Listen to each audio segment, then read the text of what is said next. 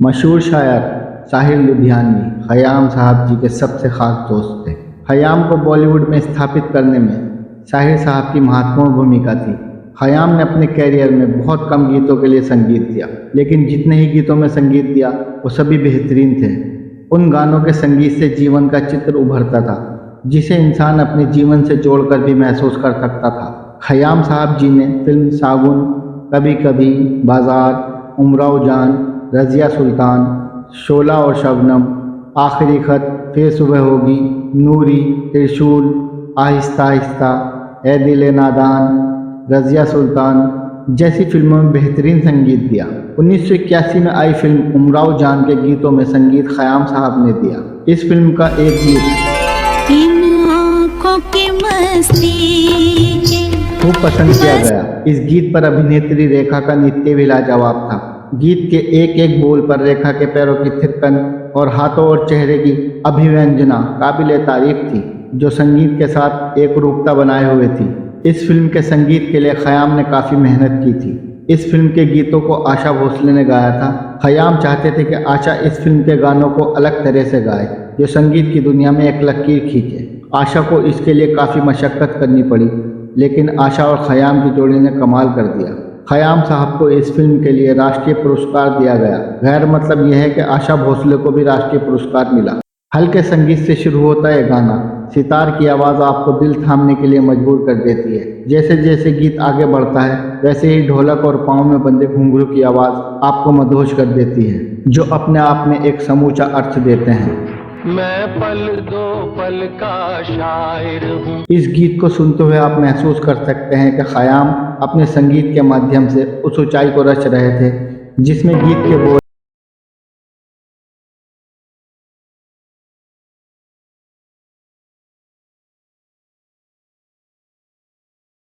जो संगीत तैयार किया गया है उसमें अपना एक ठहराव मिलेगा, जिसे एक संगीत प्रेमी ही महसूस कर सकता है। संगीत में एक ठहराव है जो शरीर में सहना पैदा करती है और ख्यालों में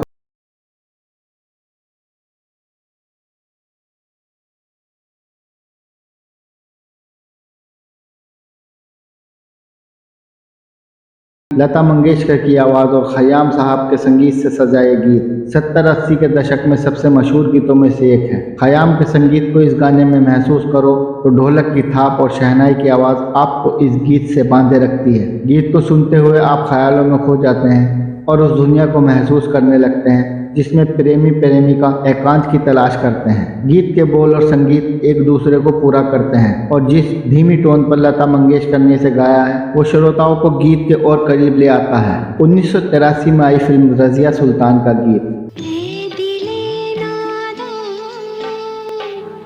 खयाम के संगीत के कारण खूब चर्चित हुआ। इस गीत का संगीत अलग तरीके का है। धीमे संगीत में खयाम ने कई प्रयोग किए हैं। घुंघरू की आवाज़ इस गीत की पहचान है। ढोलक की थाप और घुंघरुओं की आवाज़ के साथ इस गीत के बोल इसे खास बनाते हैं। उलझन से भरे इस गीत में खयाम ने संगीत को भी बड़ी संजीदगी से रचा है, जिससे गीत को मायने मिल सके। 1980 में आई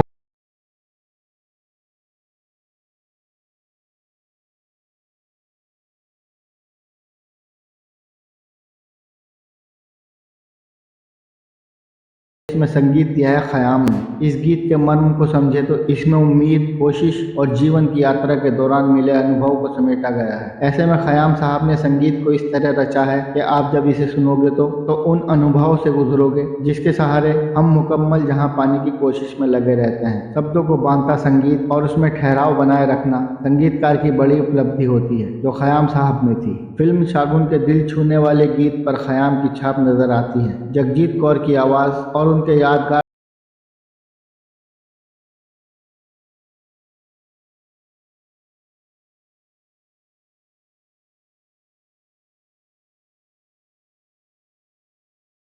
लुधियानवी ने और संगीत दिया था खयाम ने। जिस तरह से इस गीत का संगीत आपके दिलों के तार को झंकृत करता है खयाम ने हिंदी सिनेमा जगत के लिए उस दौर में संगीत रचा जो हिंदी सिनेमा और संगीत का स्वर्णमय युग कहा जाता है। एक से एक बढ़कर संगीतकारों के बीच खयाम ने अपनी एक विशिष्ट पहचान बनाई और संगीत की दुनिया में ऐसी लकीर खींची जिसे सभी छूना चाहते थे। ये पद्म भूषण खयाम ही थे जिनके जाने पर संगीत की एक सदी के अंत के रूप में देखा जा रहा है। सुर सम्राज्ञी लता मंगेशकर ने कहा था कि खयाम का जाना संगीत के एक युग का अंत जैसा है, जबकि प्रधानमंत्री नरेंद्र मोदी ने श्रद्धांजलि देते हुए लिखा था, खयाम ने अपनी यादगार धुनों से अनगिनत गीतों को अमर बना दिया। उनके अप्रियतम योगदान के लिए फिल्म और कला जगत हमेशा उनका ऋणी रहेगा। भले ही खयाम साहब आज हमारे बीच नहीं है, लेकिन वो हमारे बीच अपनी धुनों और अपनी रचनाओं से हमेशा हमारे साथ रहेंगे। जब भी उनका रचा संगीत हमारे कानों में पहुंचेगा वो फिर से हमें याद आ जाएंगे।